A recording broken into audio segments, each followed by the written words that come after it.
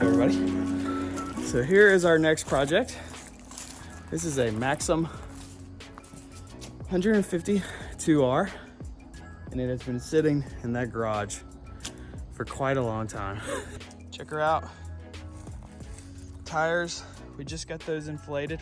Back one's still leaking air, but it's been sitting for probably about 10 years or so.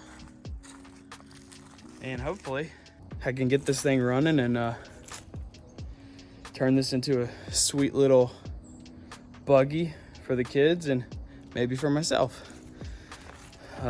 So let's see if we can get this thing loaded on the trailer, get it back to the house.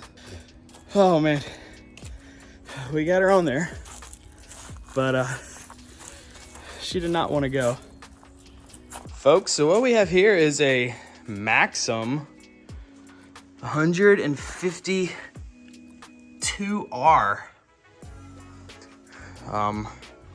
I got this from a friend who said it had been sitting for several years and got it for a really great deal. It hasn't ran in quite a long time, but if we can get this thing running, it's gonna be pretty sweet. So the key is lost, just like anything that sits for forever. So I went ahead and just popped that off. But the back wheels are completely seized up. They will not rotate. And it looks like maybe the disc, the pad is engaged currently right here. So I'm gonna start by probably taking the bolts off that brake pad, allowing it to see if it can roll freely. And once that works, maybe we go ahead and start trying to get this thing running. So I guess first things first is this thing is completely locked up. So I need to get it rolling. The back wheels are not spinning at all. The front wheels spin freely, but the back wheels are completely locked up. And I can tell that the actual brake pad is making contact with the rotor and the disc. So I'm gonna show you guys exactly what I'm looking at here, and I think this is gonna be the first thing that I get into. He's always hanging out with me, aren't you, buddy? So right here, I'm gonna try to zoom in. You can see that the actual brake pad is contacting the disc, the rotor, and it's not allowing these wheels to spin freely. So I'm gonna go ahead and take that bolt off and remove that brake pad so that way we can go ahead and get this thing rolling freely. So I can get this thing out of my shop. I can spray everything with some sort of penetrant and start loosening up some of these bolts. So that way maybe I can get to working on this engine. And these kids are never gonna ride this thing with all those spider webs. So I'll take a foam blaster of that too while I get. So I'm thinking as far as the brakes, there's an emergency brake and then there's the pedal brakes. And one of them feels like it's able to actuate freely, but I think it's the pedal brakes that are stuck. And I'm not sure if it's actually the rotor that's seized or if it's just there's still pressure on the pedal brakes and the brake pads are just doing their job. So let's see if I can actuate the pedal brakes. So there's the cylinder. Oh, you can tell how rusty that thing is. And yep, it's not moving. It is completely locked up. All that rust. Let's see if we can get that freed. So if you take a look at this cylinder, you actually have several cables coming off of it. 1, 2, and 3 in total. So this one is going to the brake and the disc on the front left wheel. This one is going to the brake on the front right wheel, and this one is going to the rear wheel. So the front wheels are okay, they roll. However, the rears are not. So I'm gonna try to work on this cable, get that removed. And as you can see, this thing is pretty rusty. Whenever your partner's tools are in this setup, you should probably not mess with them. There we go.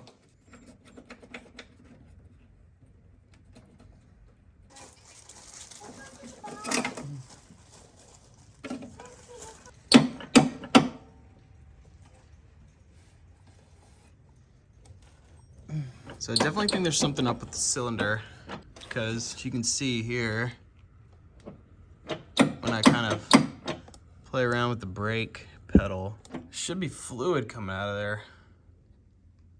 I got nothing. So regardless of whether or not that cylinder is still stuck at this point, after releasing that hose, there should be no more hydraulic pressure on those brake pads. At this point, I should be able to grab a screwdriver, and if they're not seized completely, be able to spread those pads apart and off the rotor, so that way the back wheels can spin,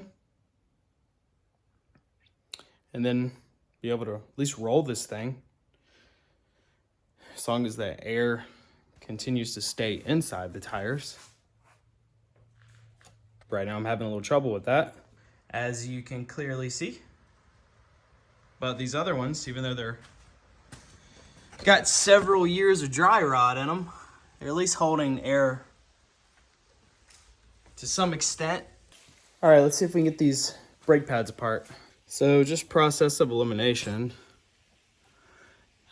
We've got this one cable, which is the parking brake in the front, as you can see right there. And I'm pretty certain it's not that one, because when I actuate this brake here, you can see it actuating in the back. So looks like the one we removed is most likely the one that's holding that pressure on those pads. So now we just need to go ahead and get them free.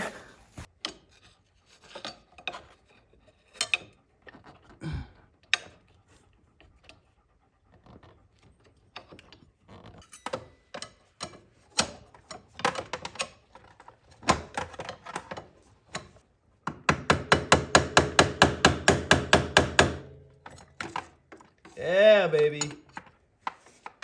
Got him. Got him. Then we got it. Let's just see if this thing rolls.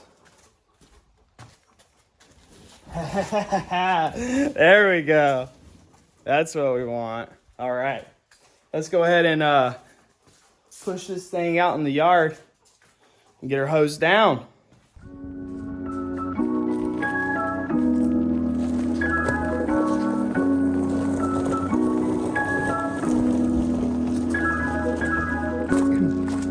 If you guys don't have a foam gun, these things cost like $20 at Harbor Freight. You simply just add about that much water and like 2 to 3 ounces of, car washing soap or Dawn or something, and it'll eat through a lot of that grime and dirt.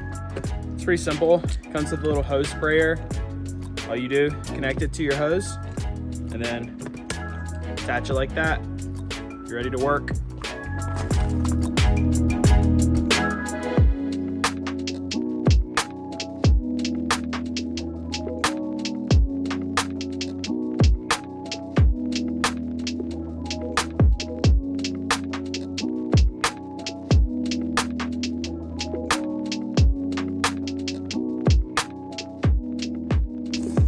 All right, now we got this thing all cleaned up. Let's see if we can start working on the motor. All right, well, let's see if this thing's got any oil in it. All right, let's see what we got in this thing.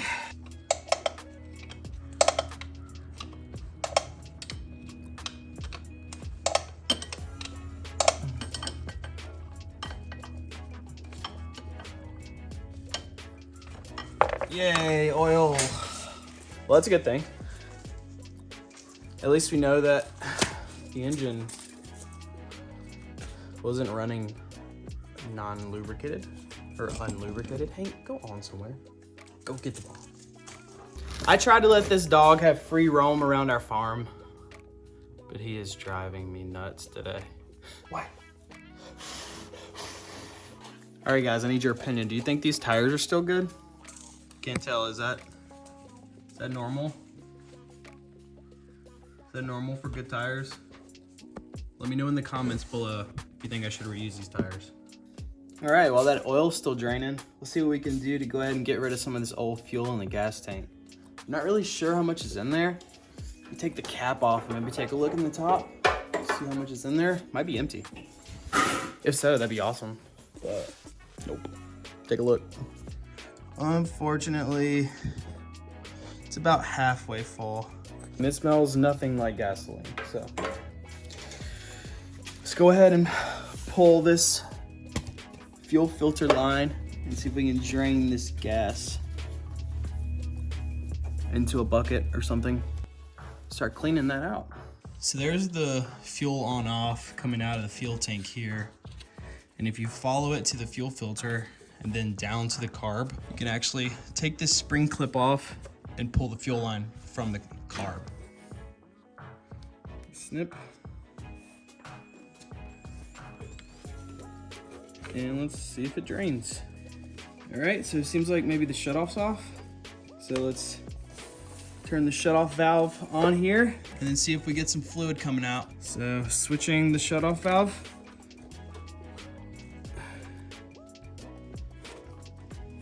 And I got nothing.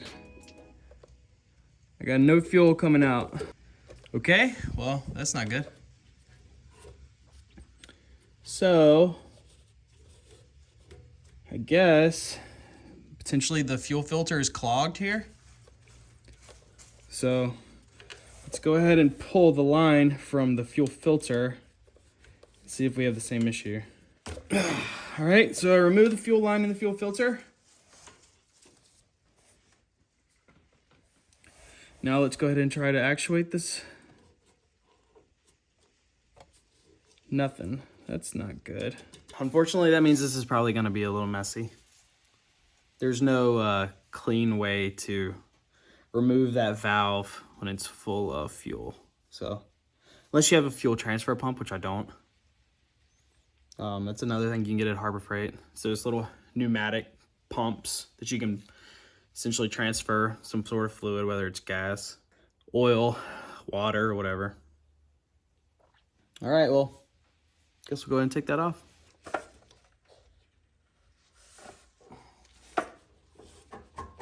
And 3, 2, 1.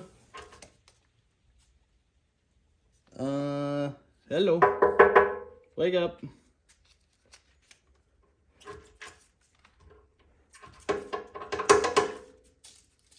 Something is not right here. Not sure I know exactly what's going on. I assume there's something stuck in there. So we're gonna have to get something maybe and fish it down through the hole. Or maybe stir it up and get whatever sort of contaminant or sludge that's blocking the hole to at least be displaced enough to kind of start a flow. And then once the flow starts, it should be okay, but let's try to get that moving. So I'm gonna try to take this long wooden dowel and go in from the top and see if I can start the flow. So this is on the bottom of that wooden dowel that I just stuck in there. So there's no telling how much rust is in the bottom of that tank. Perfect. There we go. Dude, look at these chunks. these chunks of rust and stuff come out of here. See? These huge chunks. That's what was blocking the fuel tank from being able to get out. Yeah, that's not going to be good going through the engine, that's for sure. I'm definitely glad I decided to go ahead and drain the fuel tank first instead of trying to start it. There's no telling what that would have done to the engine. Look at the color of that fuel. So it looks like the only way that I'm going to be able to clean this gas tank is to take it off. It is just full of old rust and flakes, and I really don't want to fill it back up and try to run the engine if I actually want this thing to last us a while. So all right, let's see how we get this thing off. Looks like 2 bolts here and 2 bolts here, and then from there should be able to just come out the bottom.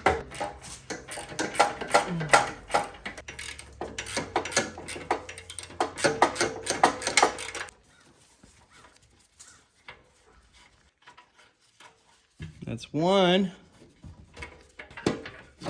There's that.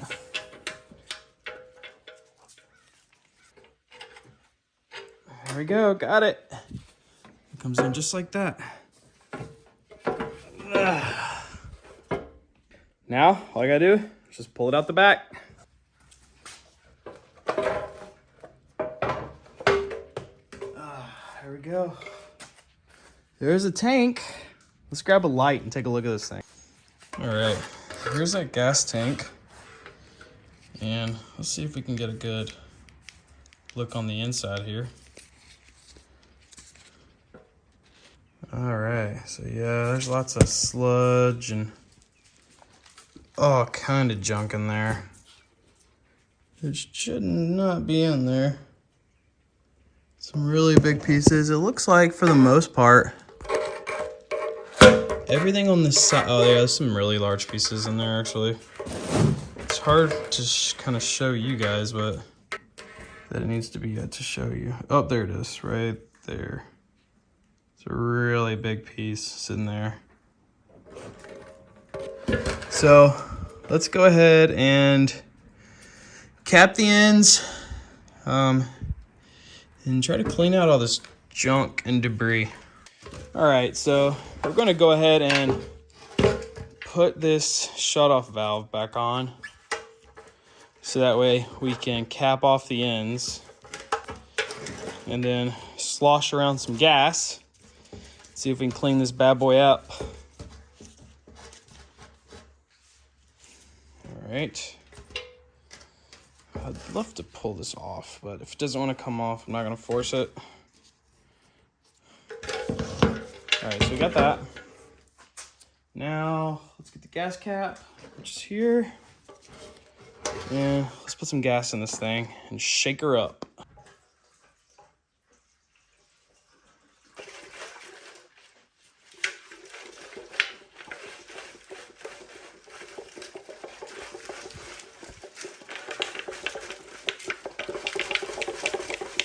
This is that fuel from earlier that came out of there initially. God, that's horrible. Let's see what we get now.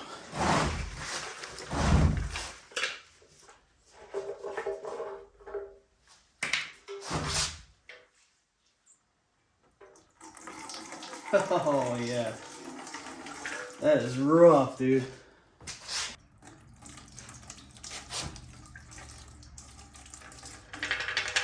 I don't think it would be running very long had we just went ahead and put some gas in that tank and tried to fire her up. That was horrible.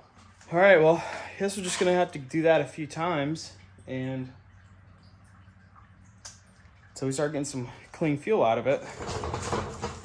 A trick that Happy Badger, a friend of mine on YouTube, pointed out to me is you can actually take a gas tank like that and throw in some like either ball bearings or some nuts and bolts or washers and shake it up, and that'll break loose a lot of that that kind of solidified material on the inside of the tank, and that'll help break that stuff up and get it out as well. So we're gonna do this a few times and then we're gonna move on. All right, so got a lot of that fuel out. Now we're gonna go ahead and probably grab some nuts, throw them in there, shake them up, and see if we can break some stuff loose.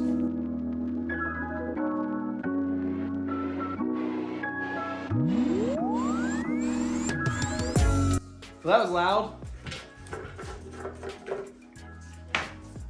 Oh man, but you can see actually, you can see the big pieces. That earlier we had just wiped that out. Now there's like big pieces around the rim and stuff that's been broken up from those nuts and bolts.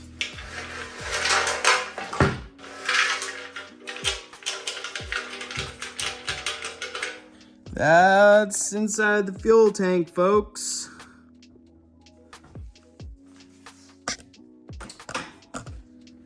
Oh, I mean, worst case, if we can't get it clean, we'll order a new one.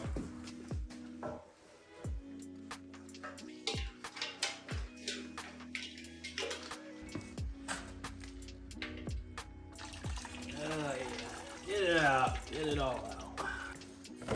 Once again, let's see what we got on the inside. So, maybe we can keep working at it, but I don't have a lot of faith, honestly.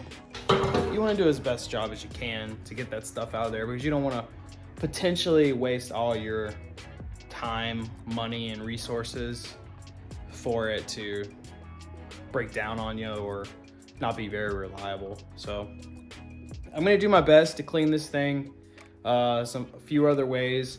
Maybe soak it in some white vinegar like Happy Badger suggested.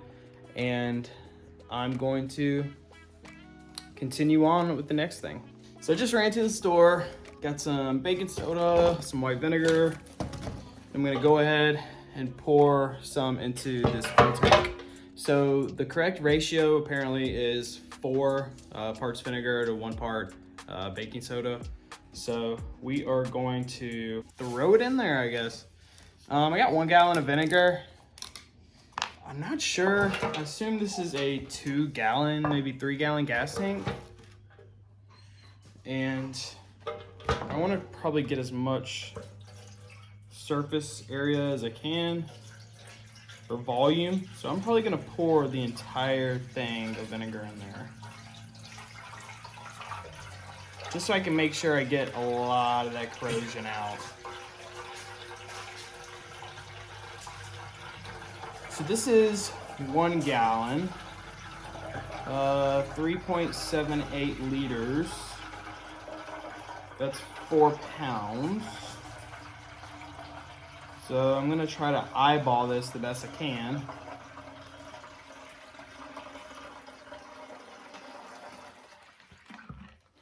It's not usually the way science works, but I think it'll be all right. All right, so I've got that much. So comparing the two, so if I use an entire one of these, then I'm going to use about that much. Probably better to use some sort of funnel for this.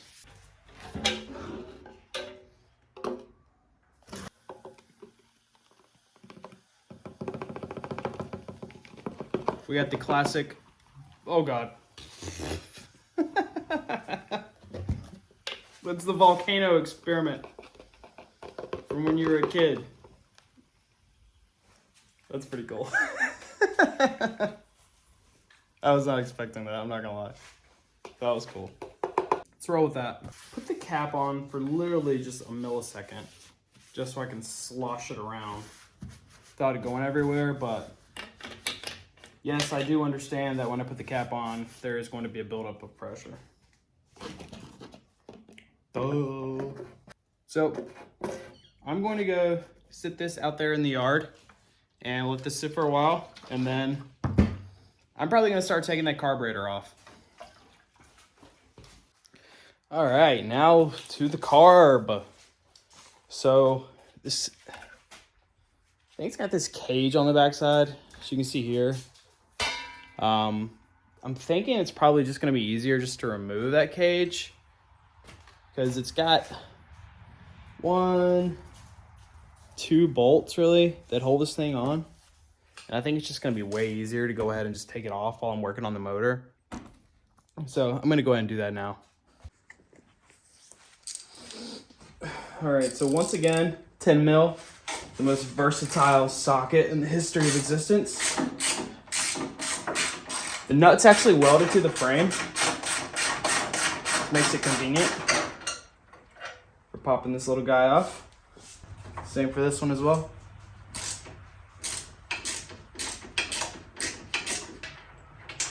There we go. Now for the other side. Here's that cable disconnect. Pop it off right here. Get that out of the way. Now we can go ahead and unscrew these just like we did the other side. Once you get one side out, you want to make sure you support it, or it's going to make getting that last bolt very difficult.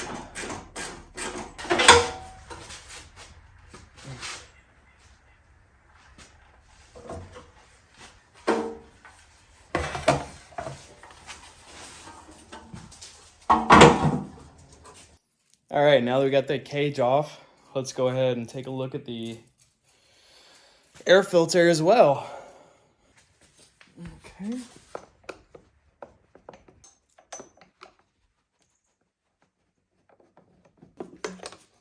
Holy moly.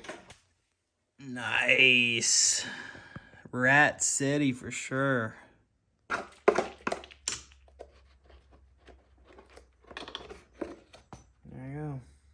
Looks like at first glance, it's just these 2 bolts here, there and there, holding this thing together.